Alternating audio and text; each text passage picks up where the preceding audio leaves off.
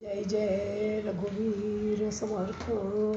शुका सारिखे पूर्ण वैराग्य ज्याचे, वसिष्ठा परिज्ञान योगेश्वराचे. कवी वाल्मिका सारिखा मान्य ऐसा, नमस्कार माझा सद्गुरु रामदासा. मला वाटते अंतरित्वा वसावे, तुझ्या दासबोधासी त्वा बोध व्हावे. अपत्या परी पाजवी प्रेम रसा, महाराज या सद्गुरु रामदासा. जय जय रघुवीर समर्थ. नमस्कार, मी नीला अभ्यंकर.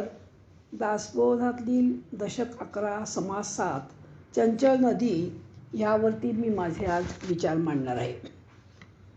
समर्थांनी चंचल नदी मूळ मायेला म्हटलेलं आहे.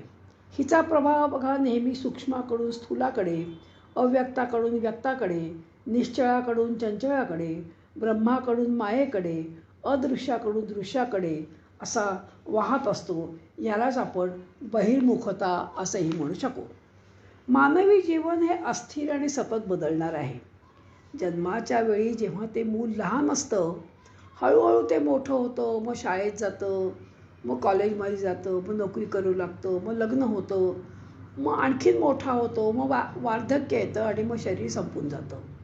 तसंच झाडाचंही, झाडही लहानाचं मोठं होतं, फळं फुलं येतात आणि झाडंही भरून जातं. म्हणजे जीवनातला हा अस्थिरपणा हा मायेमुळे निर्माण होतो.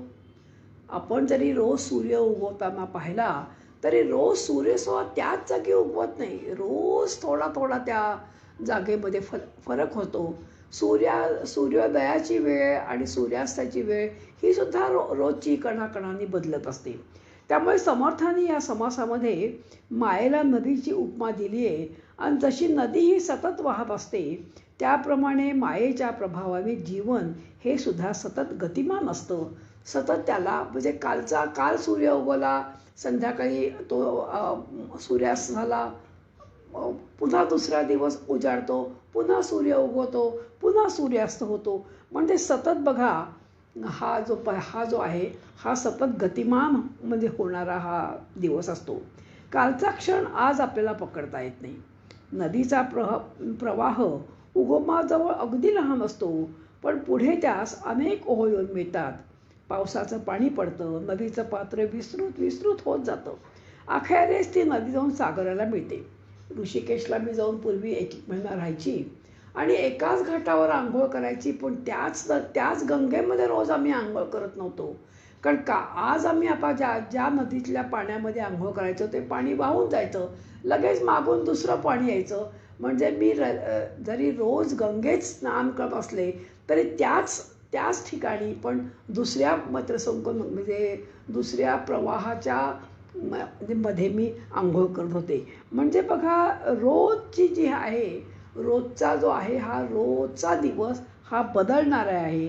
अशाच प्रकारे समर्थ म्हणतायत ही जी माया आहे ही रोज बदलणारी आहे.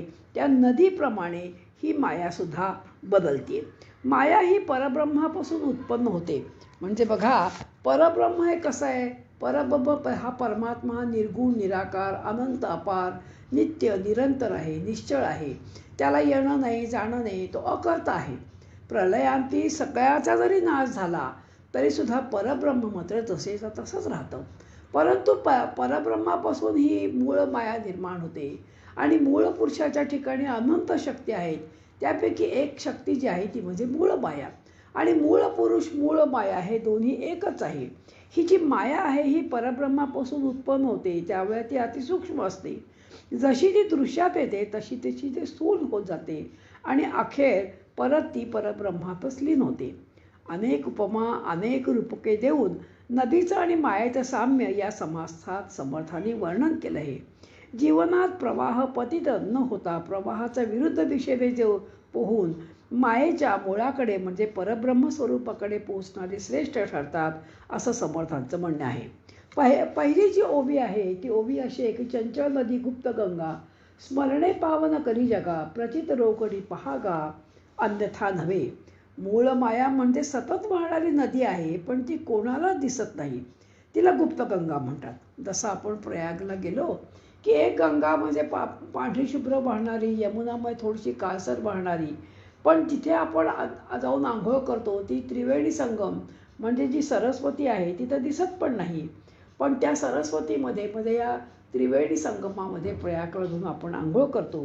जशी गंगा नदी ही अत्यंत पवित्र आहे सगळ्या नद्यांमध्ये, तशीच ही मूळ माया नदी जी आहे ना, तिच्या नुसत्या स्मरणाने सुद्धा माणूस पुण्यवान होतो, त्याचा उद्धार होतो, असं पहिल्या ओळीमध्ये समर्थ सांगतायत. केवळ अचंचळी निर्माण झाली, अधोमुखे बळे चालिली, अखंड बाहे परी देखली नाहीच कोणी. त्या नदीला तसं प्रयागामध्ये त्या सरस्वतीला कोणीही पाहिलं नाही, तशीच ही जी चंचळ नदी आहे तिला सुद्धा कोणीही पाहिलेलं नाही आहे. ही नदी अगदी निश्चळ अशा ब्रह्मरूप नावाच्या पर्वतावर उगम पावते आणि ती उताराकडे वेगाने वाहून जाते. पाण्याचा मुळी असाच गुणधर्म आहे की नेहमी तो उताराकडे त्या जाते. तशीच त्या परब्रह्म नावाच्या पर्वतावरून उगम पावते ही नदी आणि सरळ ही खाली वाहत वाहत जाते. जसं गोमुखापासून गंगा अगदी छोटीशी गंगा वाहते, ती मोठी मोठी होते आणि मग ती ऋषिकेशला अति मोठी होते, काशीला पण पलीकडचा काठ पण दिसत नाही इतकी मोठी होते आणि गंगासागर त्यामुळे गंगासागर म्हणजे गंगा हा सागराप्रमाणे दिसायला लागते. महाबळेश्वरला उगम पावणाऱ्या 5 नद्या त्यापैकी कृष्णेचा अगदी एवढंसा छोटासा ओहोळ असतो, पण जेव्हा ती सागराला मिळते तेव्हा केवढी मोठी होते. जवळजवळ 5 मैलाचा तिचा एवढा मोठा विस्तीर्ण असा तिचा तो प्रवाह असतो. अशी ती मोठी मोठी होत जाते. तशीच ही जी मूळ माया चंचळ नदी आहे उगमापर्यंत छोटी आहे, पण तिला अनेक नद्या म्हणजे ह्या नद्या मोठ्या का होतात की लहान लहान नद्या लहान लहान ओळ तिला तिला मिळतात आणि त्यामुळे त्या मोठ्या होतात आणि विस्तीर्ण होतात. अशीच ही अमरकंटकला नदी जी आहे नर्मदा अगदी छोटीशी आहे.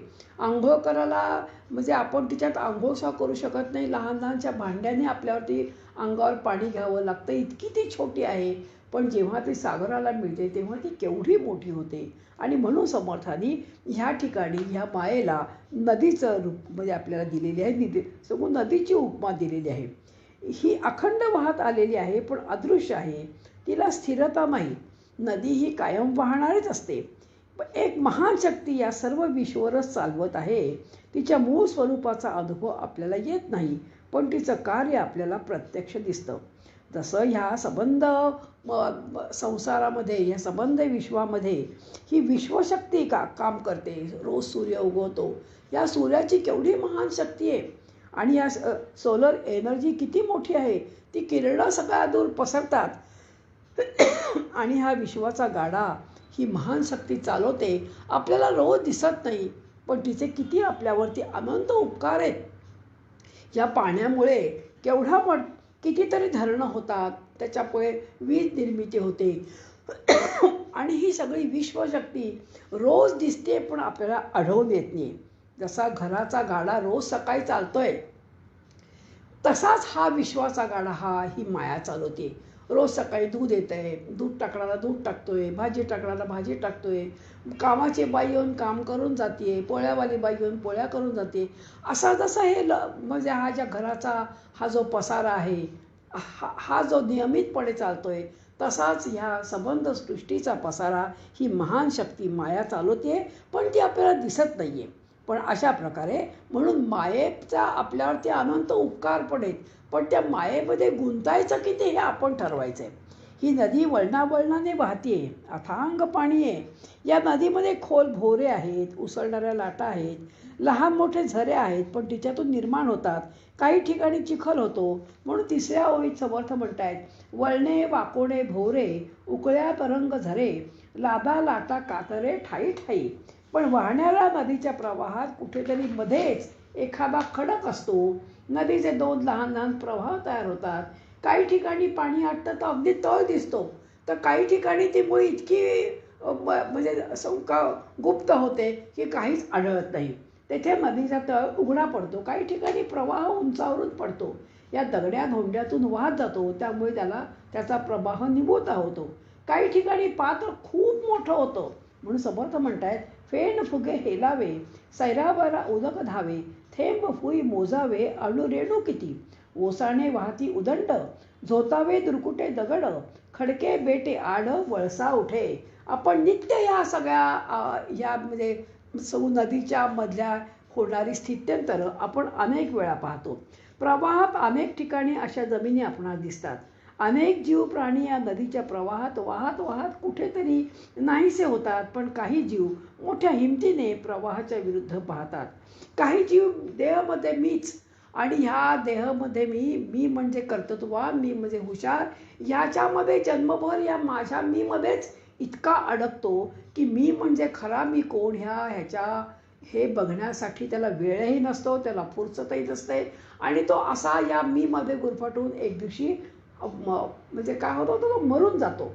त्याप्रमाणे पण जे काही असतात ते काय, त्यांना असं वाटतं खरंच मी जन्माला का आलो, मी कोण आहे, माझं काम काय आहे. आणि असे जे अंतर्मुख होतात, नदीच्या प्रवाहाबरोबर वाहत जातात, खोल बोहऱ्यात सापडतात, कडे कपारीत अडकतात. आणि खरा अर्थ असा की काही माणसं नीच योनीत जन्माला येतात, काही जन्ममरणाच्या फेऱ्यामध्ये अडकतात, तर काही देहबुद्धीने युक्त असलेली अत्यंत स्वार्थी बनतात व काही दगडावर खडकावर आपटून मरून जातात.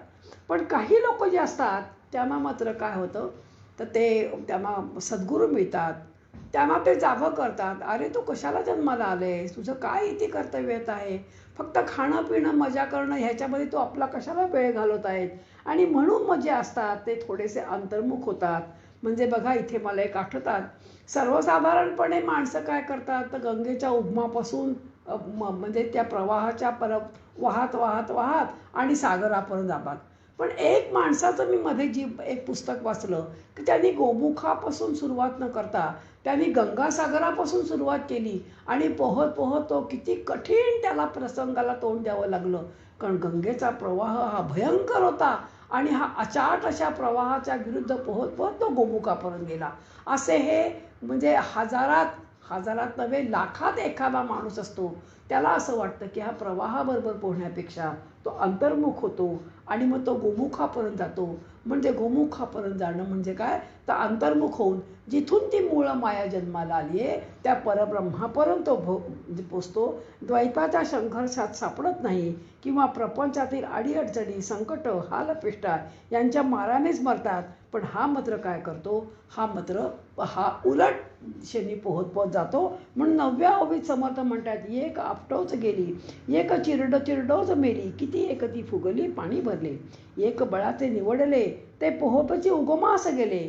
त्या मगाशी माणसाला सांगितलं ना, तो गंगासागरापासून आला आणि गोमुखापर्यंत प्रवाहाच्या विरुद्ध पोहत पोहत गेला आणि मग त्याला मात्र अनेक दर्शनं आणि अनेक गोष्टी त्याला आढळल्या.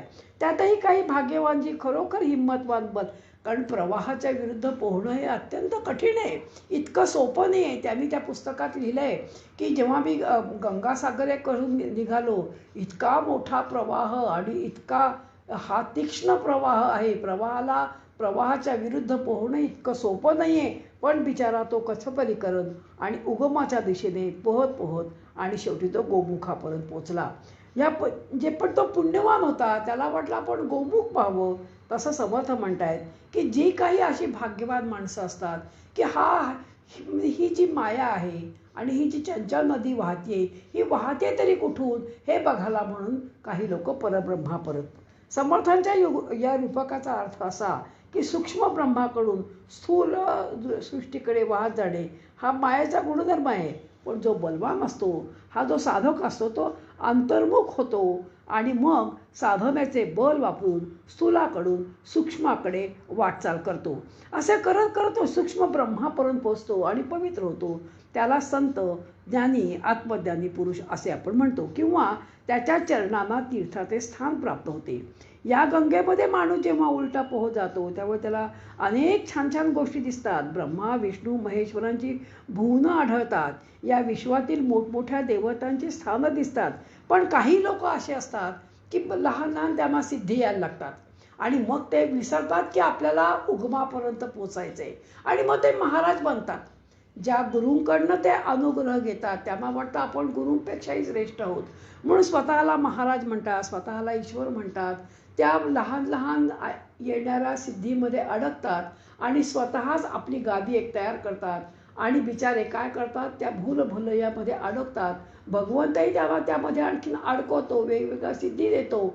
मग त्यांना वाचा सिद्धी येते, त्यांना वेगवेगळ्या सिद्धी मिळतात आणि मग ते काय करतात, सच्चिदानंदापर्यंत न पोचता ते स्वतःलाच ईश्वर म्हणतात आणि मग ते ह्या अडकून तिथेच फुटून मरून जातात, शेवटपर्यंत पोहोचतच नाहीत. आणि म्हणून समर्थ असं म्हणतायत की सूक्ष्मापर्यंत न जाता त्यांची आध्यात्मिक पातळी वाढत न जाता ती हळूहळू ते उतरत जातात. म्हणून आपण काय करायचं की आपण त्या सिद्धीमध्ये न अडकता आपण पोहत पोहत त्या मूळ मायेपर्यंत नाही मूळ मायाच्याही पलीकडे असणाऱ्या परब्रह्मापर्यंत आपल्याला पोचायचे. पण काही जे असतात भाग्यवान ते मात्र काय करतात की एक बळाचे निवडले ते पोहोतची उगमास गेले, उगमदर्शने पवित्र झाले तीर्थरूप. तेथे ब्रह्मादिकांची भुवने, ब्रह्मांड देवतांची स्थाने, उफराटी गंगा पाहत मिळणे सकाळची तेथे. त्या जळायसे नाही निर्मळ, त्या जळायसे नाही चंचळ, आपो नारायण केवळ बोलिजे त्यासी. ते मात्र भाग्यवान ठरतात आणि मग ते काय करतात, तिथे जिथे उगमस्थान आहे त्या उगमस्थानापर्यंत पोचतात. तिचा प्रवाह दाही दिशांना सारखा वेगाने फिरत आहे हे ते बघतात. तिची सत्ता एक प्रकारे सर्वावर चालते तेही बघतात. यासाठी ज्ञानी लोक संत तिला ईश्वराप्रमाणे समजतात. समर्थ या ठिकाणी एक वेगळं रूपक मांडतायत. 15व्या ओळीत समर्थ म्हणतायत की अनंत पात्री उदक भरले, कोठे पाझरत गेले, किती एकते वेचले संसारासी. समर्थाने या ठिकाणी एक वेगळंच रूपक मांडलंय. ते म्हणतात, समजा काही मातीची भांडी घेतली, त्या सर्वांमध्ये पाणी भरलंय, पण कालांतराने काय होतं की काही भांड्यातलं पाणी मातीचं असल्यामुळे पाझरून जातं. काही भांड्यातील पाणी वापरलं याचा अर्थ की पाणी म्हणजे माया, भांडं म्हणजे जीव.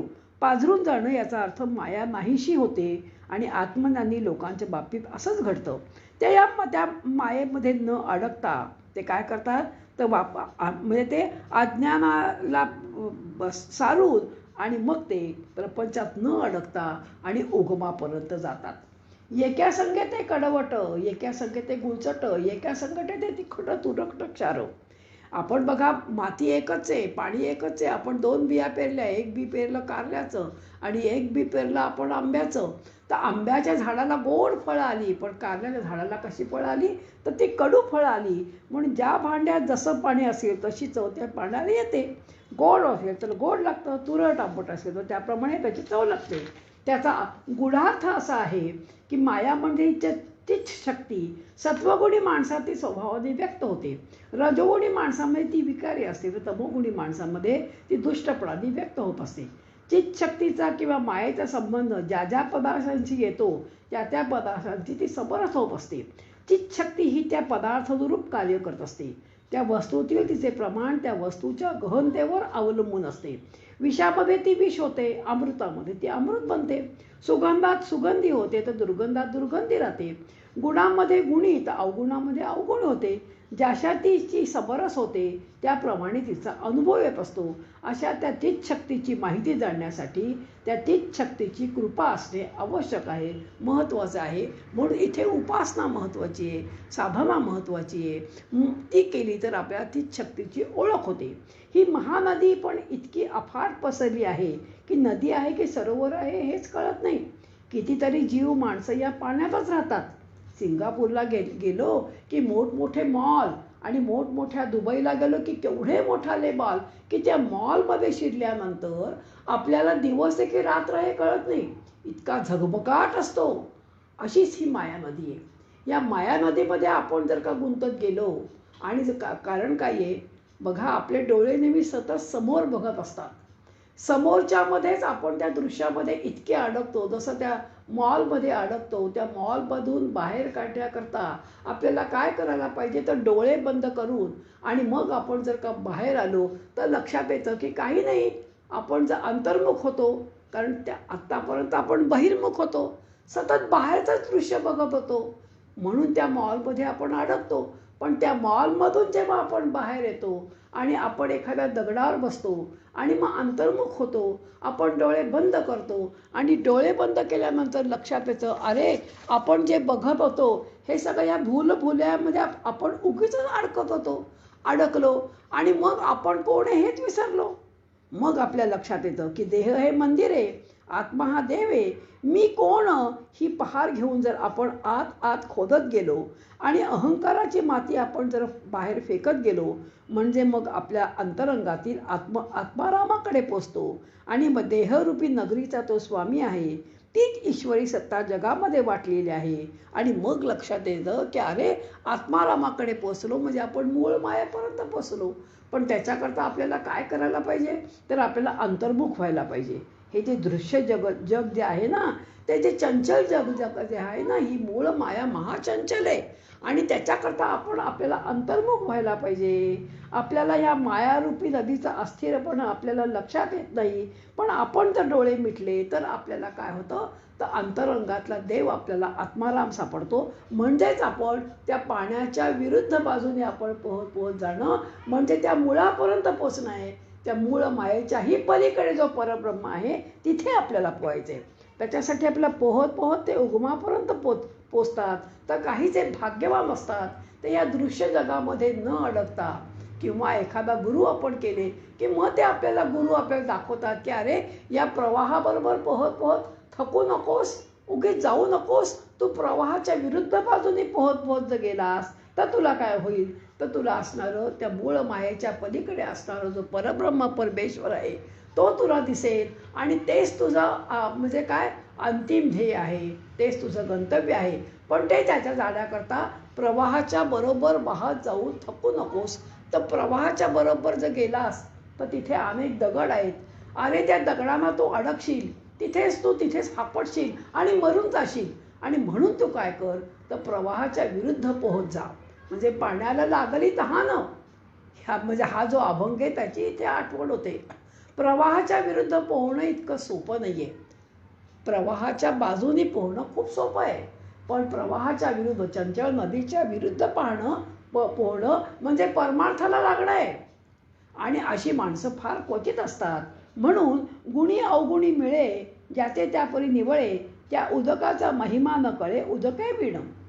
उदक वाहे अपरंपार, न कळे नदी की सरोवर, जळवास करून नर राहिले किती एक.